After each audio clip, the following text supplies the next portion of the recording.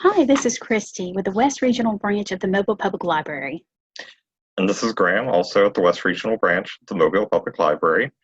Today we're talking with Ashley Nicole Flowers, Program Supervisor for City of Mobile Parks and Recreation. Hey, Ashley Nicole. Thanks for meeting with us. We wanted to ask you to tell us a little bit about the services that the Mobile Senior Centers provide. So right now we are doing a difficult time with this COVID-19 and really focusing on how the seniors can be active within our isolation periods. So we have been doing some virtual recreation. Mondays we do crafting with Carmel. Tuesdays we do technology Tuesdays. Wednesdays we do workout Wednesdays. Thursday is cooking in the kitchen. And Fridays we do virtual field trips with the seniors. So all of this stuff can be found on our Facebook or our website or our email newsletter. And we still are doing our frozen food meals to our seniors on Tuesdays. And then also once a week, we're doing drive-in socials. That sounds like a lot of fun. It is. Well, we have some virtual programming going on as well, and I know you had some questions about things with our services. So what kind of questions did your clients have? So if a senior wanted to know what are the hours right now, are y'all allowing the public to come in the library? Right now, all of the buildings are still closed to the public, and we're not sure of a date yet when that may change. All of the branches, though, are offering curbside pickup for items from 10 a.m. until 5:30 Monday through Friday. And then also the West Regional Branch and the Ben May Main Branch are open on Saturdays with curbside, again, from 10 a.m. until 5:30. And so even though people can't come inside, they can still borrow items.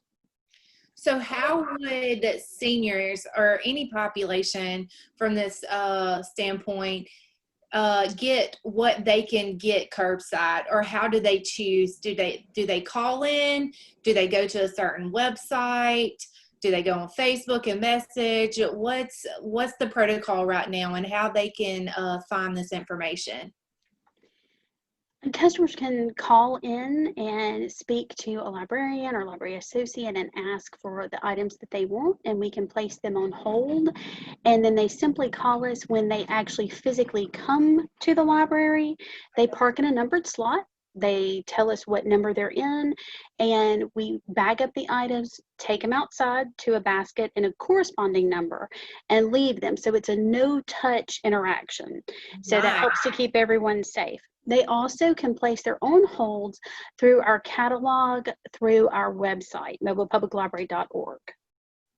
Okay, so do you have any advice for our seniors or anyone, because there's a lot of grandparents right now babysitting, keeping the kids. So do you have any advice where it would be easier for them to go and look at, or during just the isolation period, of what they can do with the services you provide? We do offer a lot of digital materials as well that people can access from home without even having to come by the library. Everything from ebooks to audiobooks and movies and magazines. So all of that's available to our patrons no matter where they are. And we do have story times on YouTube that are our staff who regularly in person would have had the story times for the children. Now all of those are being offered digitally as well through our website and YouTube. Okay. So what would you recommend the first step be for a new client for the library? If anybody has never came into the library, if they don't have that purple library card, what would be the first step? Right now, the best thing they can do is give us a call, because even though we are closed to the public, we're able to issue new temporary library cards over the phone. Okay. And so people can get a new card, and that will let them access the digital materials at home and let them borrow things curbside. Okay. So the next question, is there an expected date for the library bookmobile to go to our different centers, or once it opens up the safer at home order, will it come back like its regular schedule? We're not certain at this time. We haven't been apprised of that information. So I know that they will not start services until we do actually open up to the public. So again, at this time, we don't have a date for a restart.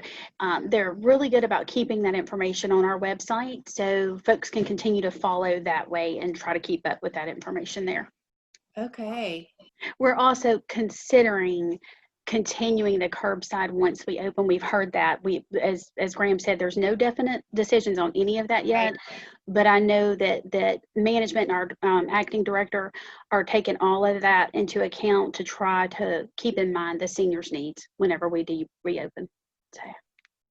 I know I was just on a call before we got on here about continuing our virtual programming, because if somebody is in the hospital, if a senior's in the hospital, or if they go on vacation, they have so enjoyed, having that one click and seeing a familiar face, where they're isolated, when they do go into the hospital or go on vacation, so they can still see our faces and connect with us this way. So a lot of stuff to learn during this pandemic. There is indeed. Yes.